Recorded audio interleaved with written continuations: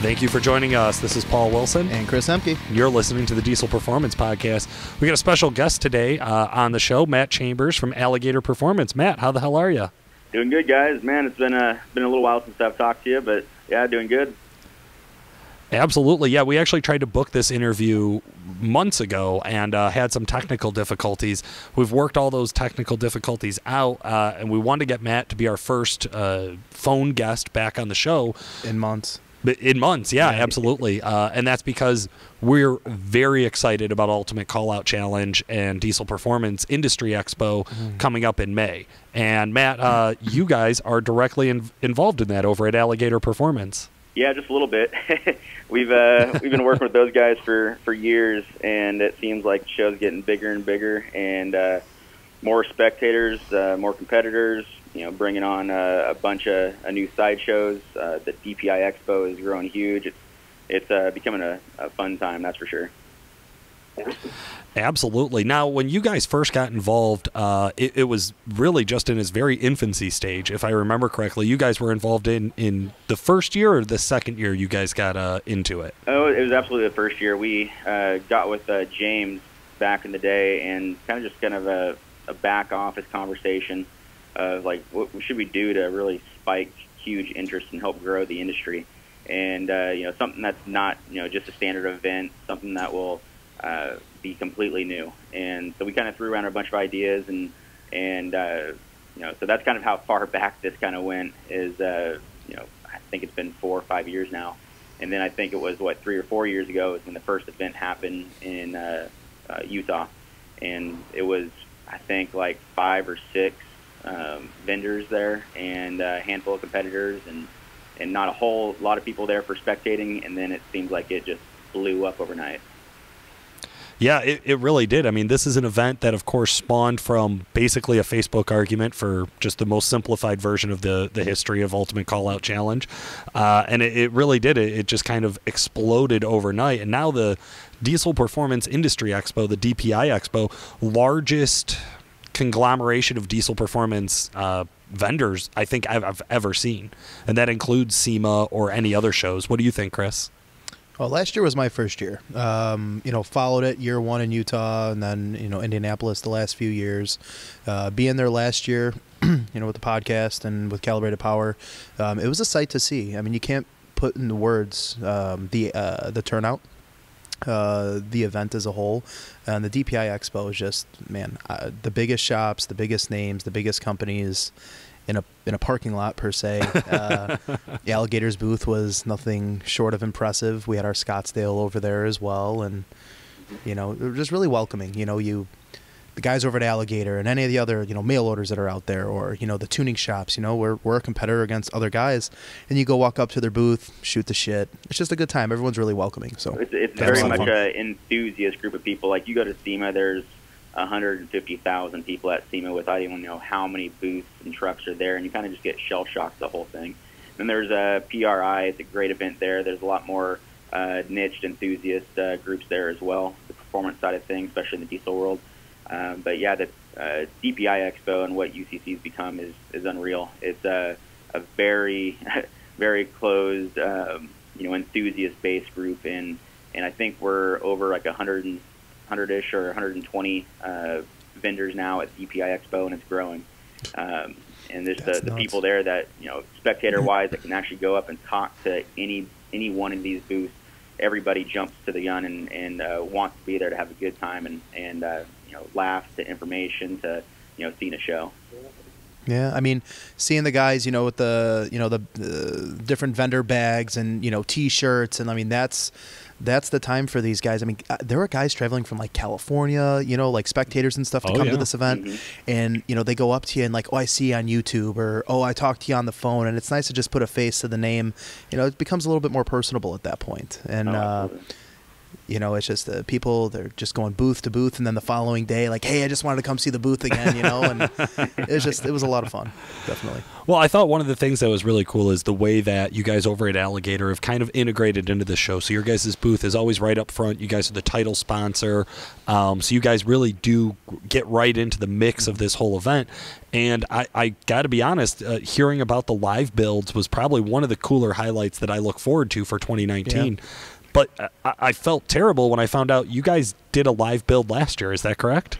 No, actually, we didn't do a live build last year. There was a booth, and I can't remember who it was behind us that was doing a live build, and they got the tent that was delivered was small, so it almost seemed like just a garage type of thing where someone was working on a truck that, you know, unfortunately no one really knew that it was a live truck build, and so, you know, we kind of wanted to make our booth, you know, bigger and greater compared to previous years, and so you know, our footprint there, you know, like a 40-foot by 100-foot booth, and then on the outskirts of that, we're going to do 2 live builds, you know, open area, so it'll be a little bit fenced off, just so people can't walk right in as the mechanics are working on these trucks. But yeah, we wanted to, you know, change something different. You know, we're going to have a bunch of our guys there to be able to talk with the crowd. You guys are going to be there and be able to talk with the crowd, and you know, see what mechanics they're actually installing on these trucks live at the event.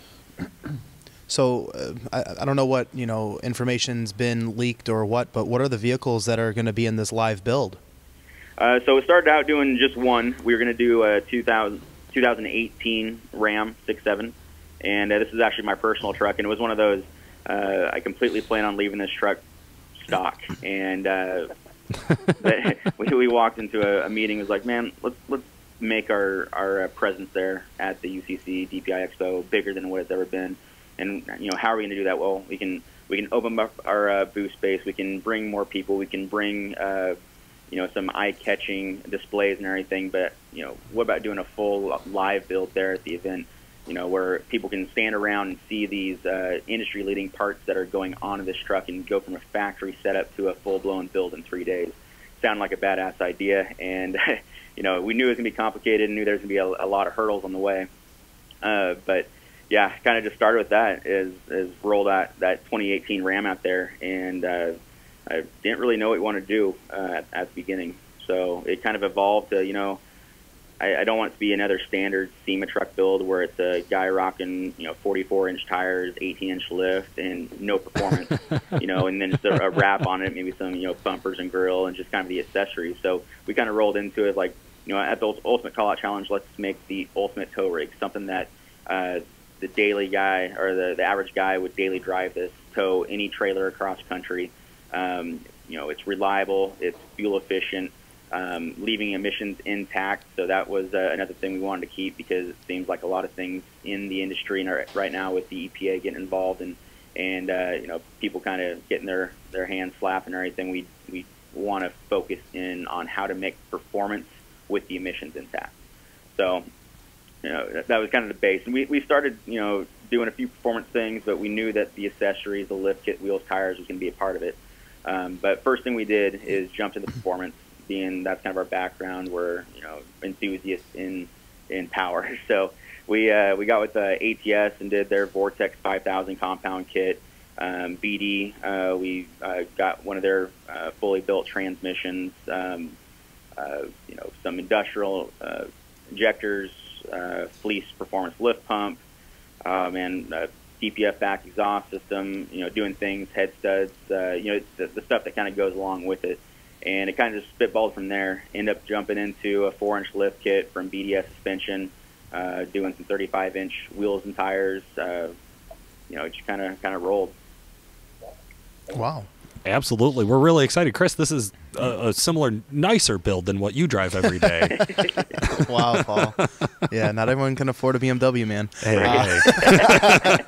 But no, you know, I have a lot of experience. You know, my 15 has the Aurora Vortex compound on it, and different injection pump from Exergy, and I'm a little jealous of you, Matt, with the fleece in the tank pump setup, man. That's really slick. I'm excited to see that in person and see how that turns out. Yeah, Can we talk real quick about some of your guys' part selections with this, Matt? Yeah. What were you guys, now you wanted to do emissions equipped, you wanted to do something power. Can you kind of explain to our listeners why you wanted to go after injectors and supply fuel?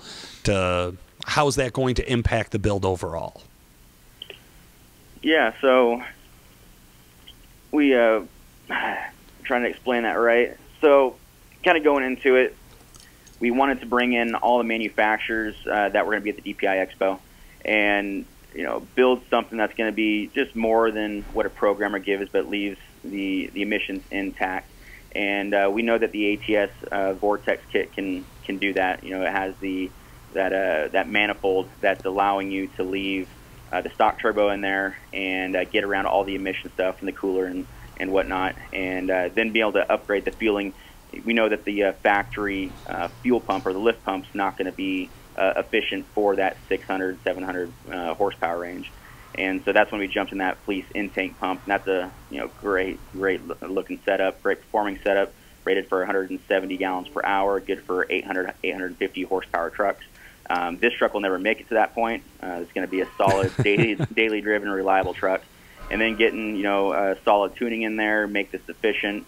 Kind of overall give it that good build. We're going to change gears too. We got with nitro gears, and we're doing 411 gears in it to play with the ratios there, so we're not so low in the RPMs when we're towing heavy up steep grades and everything. We're in the Northwest, so the Rocky Mountains here, we're changing elevation quite often. So kind of doing an overall just badass tow build on that. And along with that, though, here recently we ended up bringing up a second truck, which is a whole monster of its own. Something new to the industry is that 2018 Ford F-150 with a 3-liter Power Stroke in it. And that one's starting to unravel and be quite exciting. Wow. Not only are you doing one build, but you're going to do 2 builds within a couple days. Nothing could go wrong with this. It sounds awesome. Nothing can go wrong with this. Yeah, we're kind of pulling our hair out right now. We have 3 mechanic teams, basically. So we have Hunter Inman at Six Nasty Diesel Performance and Matt Fraley from Widowmaker Diesel cool. over in Pennsylvania. And they're coming out, and they're tackling the 18 Cummins. And then we have a crew from Fleece Performance that are going to come over and tackle that 3.0 Power Stroke. So Hunter's so cool. Hunter's good shit, man. You can always trust him on his stuff. Oh yeah. Both those guys are good, and we've dealt with them for a long time. They've good friends with them. Anytime we go out to the East Coast, we always meet up with them and have a good old time. So we've known them for years. So $1 million question here, Matt. Are you driving your 18 there? Man, we thought about it. We're like, instead of bringing, this truck and this trailer and that trailer and everything, why don't we just take, the 18, throw our trailer with all our event stuff into it, and, haul ass to the East Coast? And like, man, there's just so many possible things that could go wrong, Like, one's if something wasn't tightened down and we blow a manifold gasket, or maybe a fluid level's wrong, or something within the transmission, or maybe some headset issues, or an ejector issue, or just a fuel line or something like that. We could be heading back for 2,500 miles from home. So we pulled that idea after a couple of months. Like, let's bring another truck. We'll flatbed this one over just in case something goes wrong. And as of right now, we're planning on this to be completely solid, no flaws, no issues. The guys that are working on this are perfect. So I think we'll be good. And I think the thing here too is you're not advocating that you can do a big build in a weekend. It's eye candy, right? You're allowing the viewers to see something that they might go on YouTube and watch videos on. You guys are going to end up trailering this back, and there's going to be a once-over on the truck. Multiple hands in on it. Am I wrong by saying that? I'll be a once-over. There's a few things I'll be doing here at the shop just because of time restrictions, like that 4-inch BDS lift kit. It takes about 6 to 8 hours to install that lift kit and getting things realigned and everything. We just don't want to deal with that over on the East Coast when we're 2,500 miles from home. and Absolutely. it's on a 3-day period. So I'm going to do that and the pack brake air system here at the shop first. And then we go over there and still the meat and potatoes of the build. We're doing, the compounds, the twin CP3s, the front rear bumpers, the grill, bed accessories, programming, head studs, injectors. I mean, there's still a ton of stuff that's going just in that one truck. On that 18 Ford, pretty much the majority of it's going to be happening there. We'll do the lift kit here just because of the same reasons. But jumping into front rear bumpers, wheels and tires, sport hood, the chase racks, because it's going to be kind of a chase truck styled build. Possibly doing a turbo upgrade. We're still working on that. This platform is so new that there's not a whole lot out there for it. So working with Fast to do a lift pump for it. Diamond Eye just got us an exhaust system for it that they've been R&D'ing for us for the last couple of months now. S&B just released their cold air intake for this 3.0 Power Stroke, and we just got that here in the shop last week. So there's a lot of stuff that's still coming in, and that we're still R&D'ing with a lot of these leading manufacturers to try to get parts for this. Just at such a new platform that it's a time crunch for sure. Absolutely. So, and that's one of the things I wanted to drill in on. When we're talking about a live build, like you said, a few of these things have to get done before the show. So we're going to have a truck there with a few modifications already done. I believe the plan is to not only have guys working on the truck, but also to bring up some of the representatives from these companies that are supplying the parts and let them talk to people and really talk about the real world, like while they're standing next to somebody installing a pump or an intake, and be able to ask those guys questions, be able to hear from those guys about what do we expect to get for performance out of these. I think it definitely makes for a big show. So with something like this going on at UCC, there's so many events this year at Ultimate Callout Challenge, just in general. There's so many. I think you referred to them as sideshows earlier, and I think that's the exact right terminology for it. So many cool things to see that you're not going to get to see anywhere else. I think it's really awesome that you guys are bringing this and letting people kind of come and get involved and really just have a more clear understanding of what it's like to do some of these parts and to do some of these upgrades and accessories and things like that. What else do you guys got planned for this year at UCC? Man, there's quite a bit. I mean, we're working with like I said before, over 100 plus vendors going to be there, and we're working with almost every single one of them to bring in special offers and deals and everything just for show specials. We're working on a monster size booth. If you go to SEMA, you see some of those outside booths that are huge, and so we're working on something like that where we can have a fully covered area with a couple show trucks in there. Some different kiosks where you can talk to some of our guys and BS with them, and maybe if you're looking for some parts, they can jump to one of the computers real quick and overnight something or get it to you the next week, and then we'll have our apparel going on there as well. And there's so much else outside of our booth it's going to be a blast. It's really nice that they have the pits open to the public now, where you can just kind of walk in there and you can see how some of these guys are Derek Rose and some of the BD teams and the industrial teams and a handful of those guys they're working on the trucks the entire time. I mean, they're doing swaps, they're doing fine-tuning things. Right. That's a show of its own. If you just want to hang out in the pits and check out what these guys are doing with some of these huge competition builds, it's wild to see. And then just being able to walk through vendor row, great there. Jump in the stands and watch some of these low timed trucks, full-size pickup trucks, just throw down on the track. It's an awesome time. Absolutely, man. Well, I know I'm getting excited for it. Listeners, as we have more and more details rolling out, we'll be keeping you guys up to date on all of your Ultimate Callout Challenge information. Of course, we are very proud and happy to be the official podcast of Ultimate Callout Challenge. As we mentioned in last week's episode, we also will be doing the announcements, it sounds like, with KJ again for Diesel Power Challenge and Diesel Power Magazine. So big shout out to them. Yeah, that magazine actually just published. Oh, that's right. It just dropped. All of the readers' trucks or the potential competitors is now available for voting. Yeah. So voting is open on Diesel Power Challenge. So get out there, get your magazines, get your votes in. I know I got a special shout out for Brad Sankey, who's got his truck in the running this year. So he does. He does, yeah. So wow. that should be pretty interesting.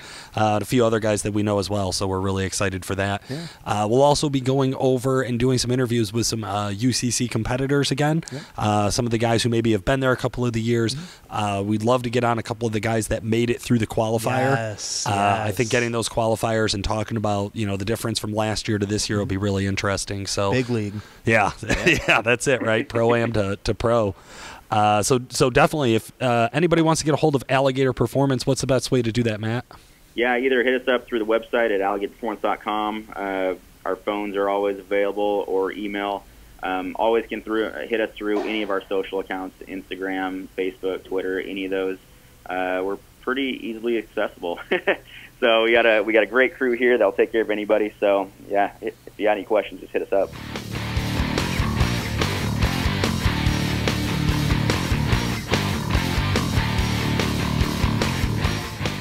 Man, dude, I'm getting pumped for UCC 2019. You said it, Chris. Absolutely. Oh, man. As we get closer and closer, it's not just the live build and all of the extra activity that's going on. It's also kind of, like you said, getting ready for it. Yeah. Getting our booth ready. I know we have a big colossal booth that you're in love with. Yeah, you are shit grinning. I wish our listeners could see this. So for all the lucky guys and gals that came to UCC 2018, we literally have a fucking concert stage as a booth, and it's a really cool booth. We had a couple local street racing events or drag strip, no prep races that we went to where I had to use the booth. Yeah. And then UCC, I used it in Kentucky, and maybe a couple other times that I've learned to block out of my mind. But it's a process to get set up. Like, it's not, you pitch a tent in 5 minutes, it's up. Like it's an hour, 2 hour process. Easy up. Yeah, no, for it sure. sucks. And Paul doesn't set it up or take it down. Hold on, I did an Indy. I did an Indy, dude. Yeah. You did not take it down in Indy. I did. I was there. No, you might have helped put it up, but you didn't put it down. Oh. You didn't take it down. Okay, except I lost my at the time brand new wedding ring in the back of a truck because I was loading all of the the truss work in there while you, another sales guy, a tuning guy, and the buddy you brought with you all jumped in your truck and drove back while we were loading it. Yeah, and then the giant rainstorm hit at the very, very end of UCC in 2018 that had lightning. I already left. And they had to clear out. Yeah, no, you had already gone. Yeah, I know. I already left, right. I was in the rain with one of our mechanics and a lady friend he had brought to UCC for the day. Wow. Yeah. And they helped us pack up. Man, that's just a blur. Well, I guess you wish you bought a different fucking booth. But nonetheless, man, it's exciting. I remember the beginning of 2018 talking about UCC 2018. We were 5 months away at that point. We're 4 months away right now. Yeah. Less than 4 months away. Yeah. It's just insane to think about. It's going to be a ton of fun. It seems like it's going to be bigger and badder than ever. So always cool. Always.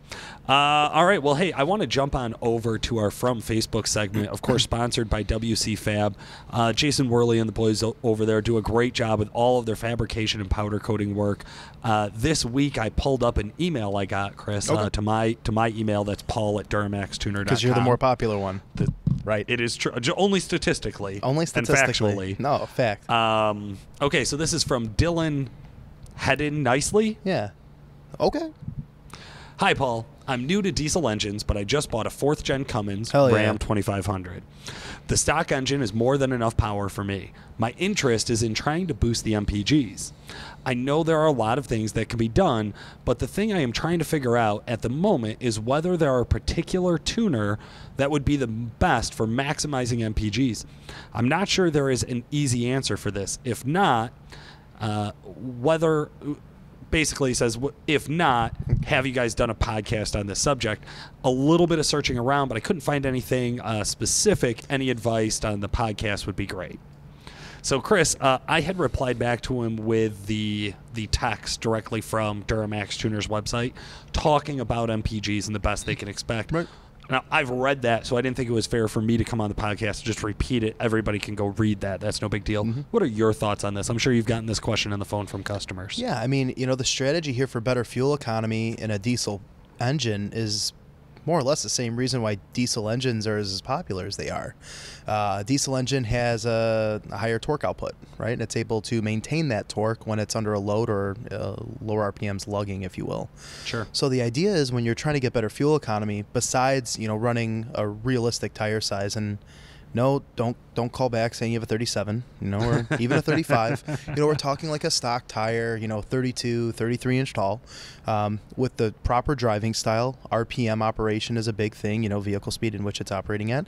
And then these trucks are getting big. So then you have the resistance of the vehicle itself. Sure. Depending on speed. It's a big brick up front, right?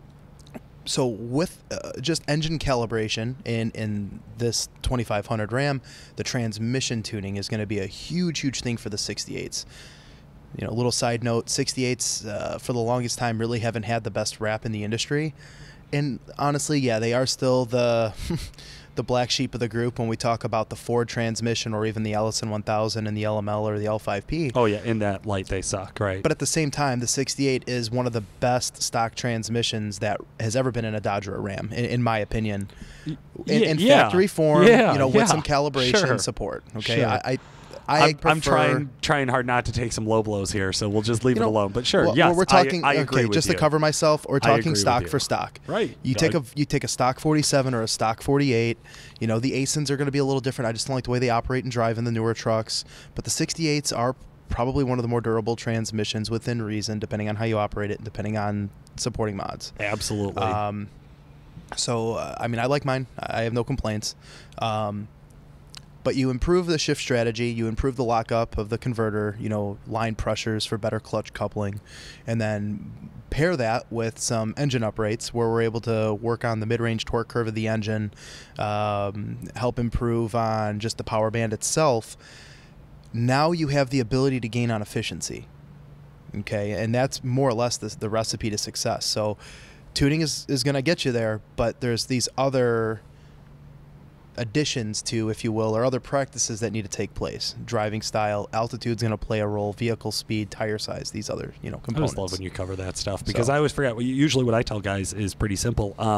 Higher horsepower trucks driven with a lighter foot are going to net better fuel mileage. Right. We have a higher peak horsepower. We have more torque being made down low, as Chris had mentioned. Therefore, we're going to use less RPM to travel at the same speed.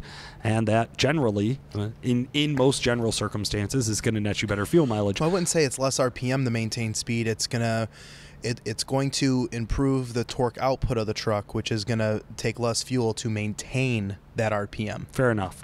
Well, yeah, depending on speed and what gear we're in, because really the guys who see the biggest fuel mileage gains are like driving 55 miles an hour on the highway, and because of a tune, they actually are able to shift up a gear, run in 6 gear, hold that, so they would operate at a lower RPM. That is where you will see the largest nets. Now, if you're driving 75 miles an hour on the highway, I'll tell you what. You're driving 75 miles an hour on the highway, right? I went 5 hours, and so we're located here in northern Illinois, about an hour north of Chicago.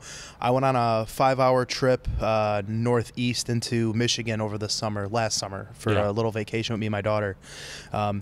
It's a crazy difference with my 2015 Ram. Once you get past 70, 75, it's all downhill from there. Yeah, if you can keep it in that 70, 75 sweet spot, like 70, 72 to be exact, I could say, like, hand calculated 21. I think the one Phillip was like 21.7. That's about the best I've gotten in a 3/4 ton as well. You get to 80, 85, man. It's 18, garbage. If you're lucky, 19. I was going to say, I've been quite a bit under that doing 85. And I'm just like, shit.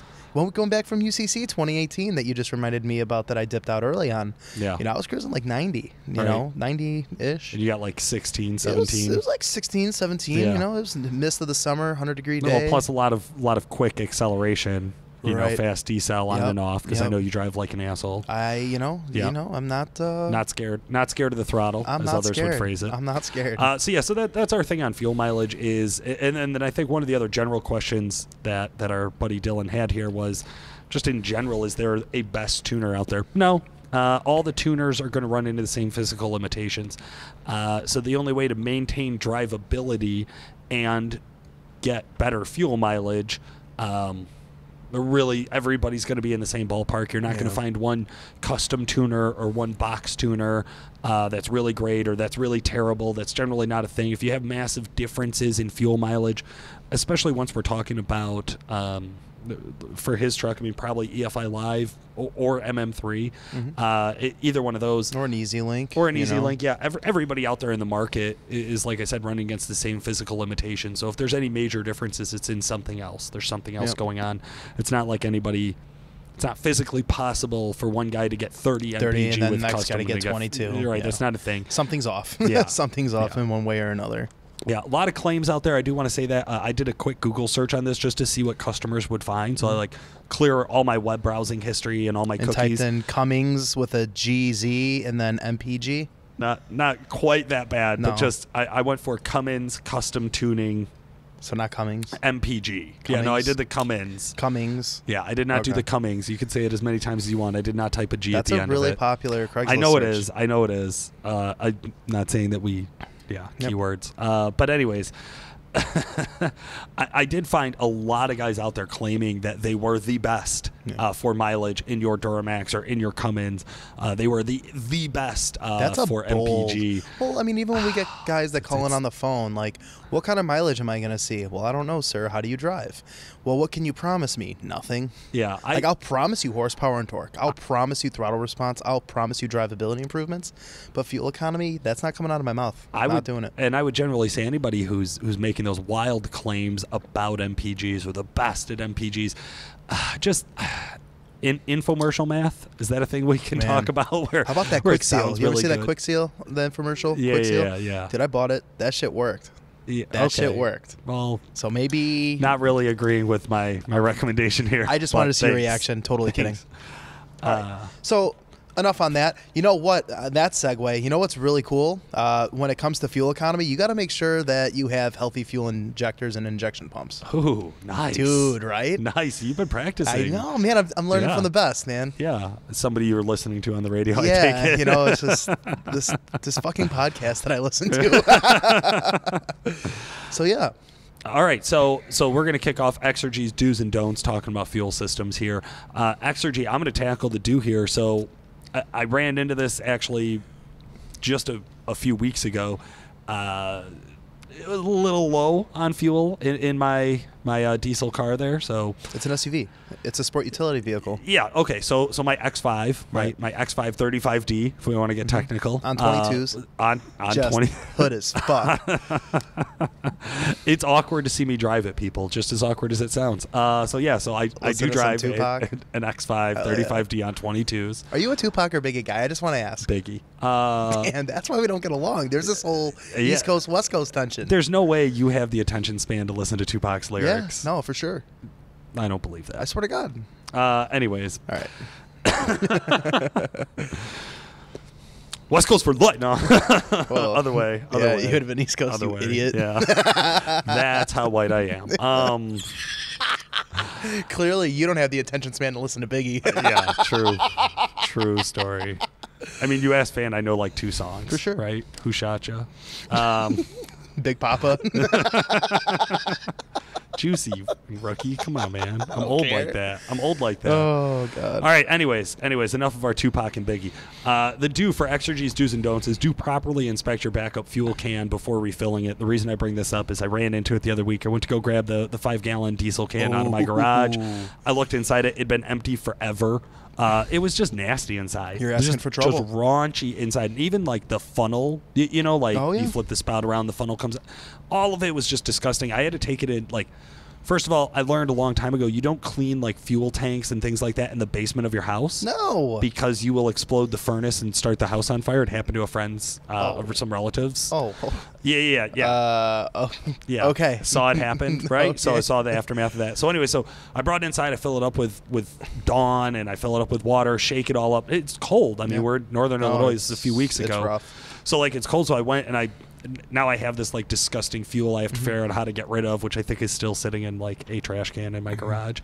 But yeah, no. So anyways, it was a huge process to have to clean this pain in the ass thing, and then realizing that like, wow, I really would have been happy to go to the store and just buy a new can. But anyways, what's important is I didn't just take it and run down there and fill it with fuel and then dump it into my car or something like that. That would be crazy. I think as you get a little older and you have something that you take a little bit more appreciation and respect in, it's not the word I'm looking for. You get what I'm saying. Yeah, right? so you take what pride I in find what you is have. You do. You take pride in what you have, and you also get really cheap is the thing I'm learning. The older I get, the cheaper I become. Definitely. Where I'm just cheaper. like, I've had to piss away money on so many other things, like diapers, that I just get filled up and thrown out. Right. That now I'm like, money on shit. I have this real hard time with like going to just spend, I think, $15 on a new can. If you were 16 or 17 years old, you would have taken that can, dirty as shit, filled it up with fuel, put it in your car, and away you would have went. Oh, yeah. Just like you were probably the same type of person that if you had a bucket sitting in your fucking garage, and you wanted to wash your vehicle, you would simply put water in there and then use that water that's already contaminated with shit and then wash your vehicle. Sure. Yeah. Right. Done it. So, like, for me, it's been programmed for years. Like, my dad, like, no, man, it was... I love you, Dad. Anyways, so it's one of those things, like, for me, that's, like, the first thing you are programmed to do. We have these big 55-gallon drums of oil here, right? Yeah. You know, when I do, like, an oil change and I use one of the buckets or one of the canisters, whatever you want to call it, right? The same thing applies. You take the bottle, you rinse it, you clean it, you make sure it's all cleaned out, the funnel included. So that's something that's like programmed to me. So I wouldn't even think of that. If someone called me on the phone, I'd be like, yeah, fill up, do whatever you got to do. But that's kind of a step. Like what you're mentioning, that's a step. Just look in there, Yep. I mean, it was one of those easy things that I think it would have been really easy to overlook, like you said, if you're not anal retentive and crazy like that. It would have been really easy to overlook that and dump it in. And, hey, my fuel filters probably would have caught it. It probably wouldn't have destroyed my vehicle, costing me thousands of dollars. Right, but hold on. There's something here. You're saying probably because there's a potential that there is a potential. So why risk it? And there's also a long-term just reality. Here's hold on. Why the fuck did you have your truck at your house that low on fuel that you had to take a fuel canister and go to the fuel station? I probably didn't. But it was like one of those where I was already taking my wife's car to go fill her car up with gasoline. And I looked and I had like an eighth of a tank in my car. And it was cold. And I'm like, throwing 5 gallons in it probably just made sense. I'm like, it makes sense. I could have made it to the station, but I'm not trying to call you off for all our listeners. No. Hey, listen, I'm lazy. That's no secret. All right, so let's go to the don't, right? Don't mistake cold weather white smoke for bad injectors. So my I call my black Ram the cum daddy. Okay, just be honest. Anyone that follows me on social media will see that. Loser. I don't care. Like that's the silver truck was the cum dog. This one's the cum daddies. It's a little nicer than what my 07 was. Because you're a dad now. I am a dad now. Yeah. So one of the mixed perceptions that guys have is if you have white smoke coming out the tailpipe, you have bad injectors. Well, guys, when it's 40 below, you're going to have smoke come out the tailpipe until it's like 10 degrees, right? There's going to be a little something. So I was driving to work, and one of my buddies, who's not that intelligent, I'm not going to lie, you know who you are, he calls me. He goes, man, what's going on with your truck? I'm like, what do you mean? He's like, man, it's white smoking out the back. I'm like, is it like trailing or is it like evaporating right after the tailpipe? He's like, well, it's evaporating. I'm like, are you new? Bro. Like, bro. Serious? Like, is this real? So, guys... he's got really nice rims, though. Yeah, he does have nice rims. I had another buddy who had those back in, like, 2012, right? Yeah. He was a rock star, superstar. Right. More of an acquaintance. Not but lame. Either way, right. yeah, kind of. But he's got a lot of inside jokes there. Anyways, but what we're saying is that, be aware of your surroundings, right? And there's going to be different characteristics. There's going to be different reactions to how your vehicle is going to operate when it is so cold. And now all of our listeners, you might have the luxury of not dealing with this. But I will say to our guys that are in Florida or Texas, where it's 30, 40, 50 degrees right now, my vehicle reacts differently when it's 80, 90 degrees out versus 40, 50 degrees. Yeah. There's a little bit of a difference. So the weather does play a big role. No, for sure. I also think it plays into this thing about like thorough diagnostics, right? Yes. I used to take a lot of phone calls from customers who saw some white smoke out of the tailpipe, and they want to jump on the phone, call somebody. That's fine. You can get other people's ideas and kind of come up with a game plan. But what's always most important, what's always going to get you to the best place, is just thorough diagnostics. So even if you do see white smoke coming out when it's cold out, and you're like, oh man, it's my injectors. Okay, bring the truck up to operating temp. Check the balance rates. If balance rates are good at operating temp, probably not so much worry about white evaporating smoke, looking into things further than just that first glance. We've seen a lot of guys jump on and buy parts for their truck, whether it's turbo or injectors or transmissions, and then come to find out it was something totally different. And there was a phone call that I had a couple weeks ago, not to take too much time up, but the gentleman was like, oh, I took it to a shop and these were the symptoms. And I was like, okay. I was like, I'm telling you, this was a guy who wanted to buy injectors. And I flat out told him, I was like, I'd like to help to some degree, if you're willing to cooperate, but I really don't want to sell you injectors because injectors aren't going to fix it. And he was like, so what does that mean? And I told him, politely, like, I don't want to sell you $3,000 in parts. It's not going to fix your issue. Now I'm married to your problem. Yeah. And I don't mean that in a rude way when I talk to guys, but understand from my perspective, I have a little more insight, because I deal with it. And I'm not saying I'm better than anyone else. That's not the case. But let's diagnose the truck properly. Maybe a couple $100 in diag from a shop now is going to potentially save you thousands of dollars and install. Yeah. It's just thinking ahead. And keep in mind, hey, we're around this every day. We're quote unquote, I'm doing air quotes like they can see us on a podcast, but quote unquote experts.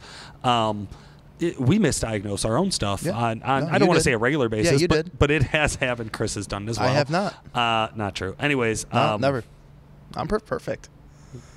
Chris, your trans was shifting rough. You want to talk about it? No, that was tuned. That was improperly diagnosed. Anyways. Improperly used. Anyways, my point being is that we have misdiagnosed stuff and found that our initial thought of, hey, what is this problem? I'm like, I've told this story before. I used to have a Kodiak. It wouldn't shift up. I couldn't get it up to 55. But that threw everyone in the shop for a loop. Wouldn't shift into overdrive. Nobody could.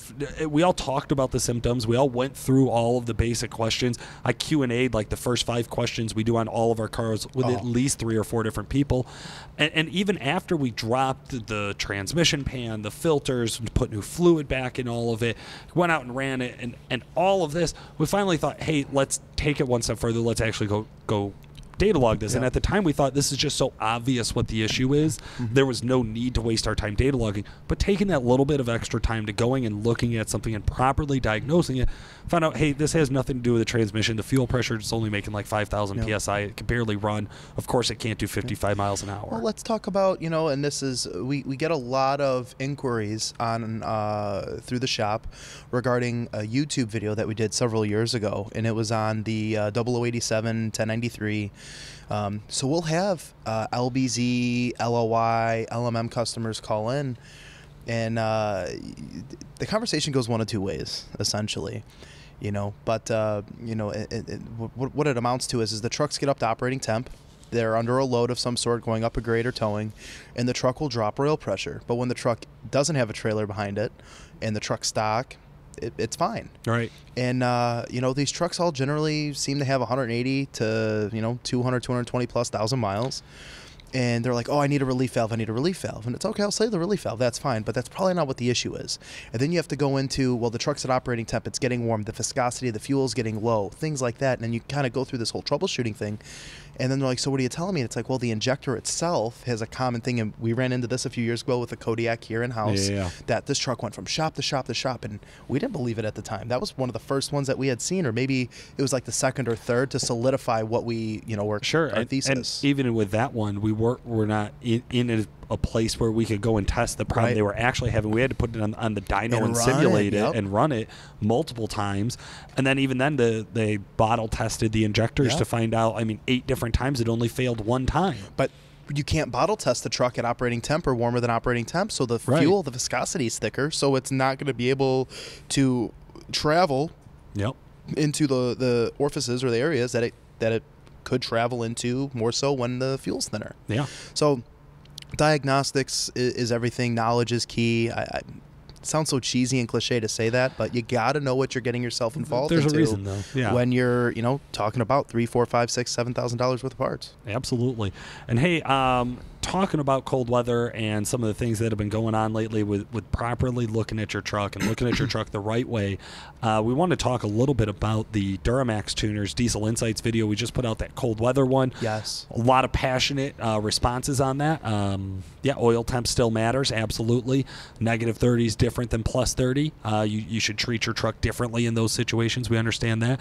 But just in case you guys missed it, there's also just as of today, which I think we're going to drop this episode the same day we're recording it, as of today, there is a new Ford towing and tuning. So we looked at the Ford 6.7 liter and said, hey, man, if you're going to put a tune on this truck and you're going to tow with it, there's probably some information that you're going to want to know. So there's a new Diesel Insights video out about that. Check it out on Duramax Tuner's YouTube channel. Should also be on the Calibrated Power YouTube channel as well. Cool. So good plug for that. Yeah. Chris, we're excited for UCC. Big thanks and a shout out to Matt Chambers and the boys over at Alligator Performance. Really excited to do some hosting at the live event for that. KJ and the boys over at Diesel Power Magazine, we're really excited to see them at UCC. Sounds like we're going to be going out to Diesel Power Challenge again as well. Yeah. Super excited to have you and our producer Justin there this year. And then I think to wrap it up, another special thanks, WC Fab, Exergy, and of course Duramax Tuner and Calibrated Power, as they are the sponsors of the show, and they fund this to allow us to do it. So awesome. Cool, man. Well, guys, for today, this has been Paul Wilson. And Chris Emke. Thanks for listening.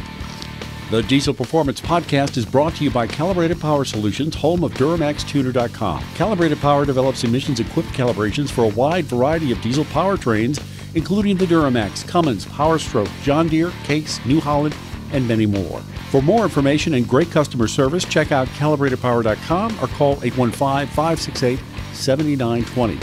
That's 815-568-7920. There's just so many possible things that could go wrong, like ones if something wasn't tightened down.